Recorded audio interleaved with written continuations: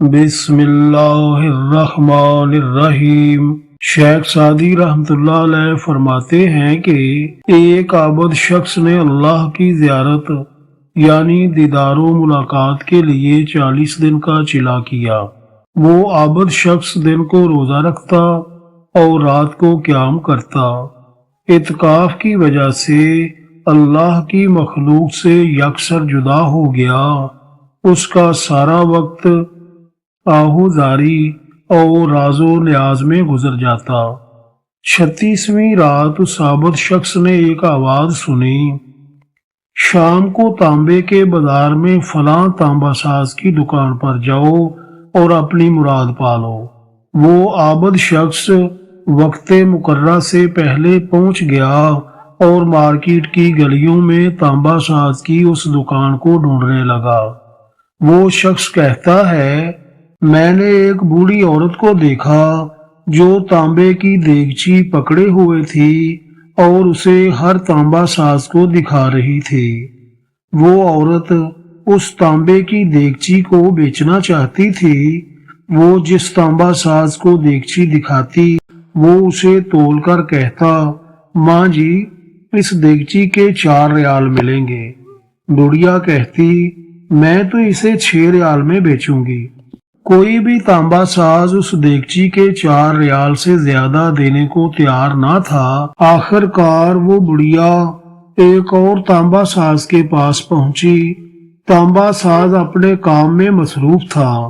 بڑھیا نے کہا، بیٹا میں یہ برتن بیچنے کے لیے لائی ہوں اور اسے 6 ریال میں بیچوں گی، کیا آپ اس کے 6 ریال دیں گے؟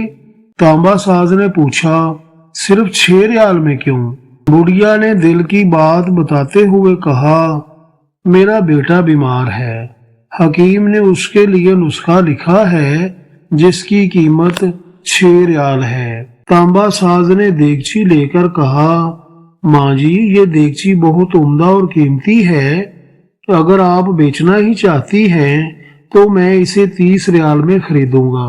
بوڑھی عورت نے کہا، بیٹا کیا تم میرا مذاق اڑا رہے ہو؟ تانبا ساز نے کہا، ماں جی میں مذاق ہرگز نہیں کر رہا، میں واقعی 30 ریال دوں گا۔ یہ کہہ کر اس نے بوڑھی عورت سے برتن لیا اور اس کے ہاتھ پر 30 ریال رکھ دیے۔ بوڑھی عورت بہت حیران ہوئی اور دعائیں دیتی جلدی سے اپنے گھر کی طرف چل پڑی۔ عابد شخص کہتا ہے کہ میں یہ سارا ماجرا دیکھ رہا تھا۔ جب وہ بوڑھی عورت چلی گئی تو میں نے تانبے والے دکاندار سے کہا، چچا لگتا ہے آپ کو کاروبار نہیں آتا۔ بازار میں کم و بیش سبھی تانبے والے اس دیگچی کو تولتے تھے، 4 ریال سے زیادہ کسی نے اس کی قیمت نہیں لگائی اور آپ نے 30 ریال میں اسے خرید لیا۔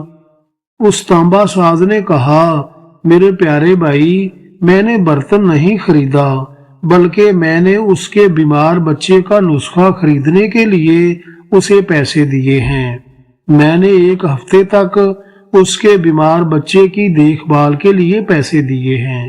میں نے اس لیے اس عورت کو یہ قیمت دی ہے تاکہ اسے گھر کا باقی سامان بیچنے کی نوبت نہ آئے۔ وہ عابد شخص کہتا ہے کہ میں حیران و پریشان اس تانبا ساز کو دیکھتا رہ گیا۔ اتنے میں ایک غیبی آواز آئی، چلا کشی سے کوئی میری زیارت کا شرف حاصل نہیں کر سکتا، گرنے والے کو تھامو اور غریب کا ہاتھ پکڑو، میں خود تمہارے پاس چل کر آؤں گا۔ زندگی کا سبق، خدمت خلق میں ہی اللہ تعالیٰ کے دیدار کا راز چھپا ہوا ہے۔ ویسے بھی جو شخص دیدار الہی کا خواہش مند ہو اسے چاہیے کہ وہ اللہ تعالیٰ کے ضرورت مند اور مجبور بندوں کی زیادہ سے زیادہ مدد کرے۔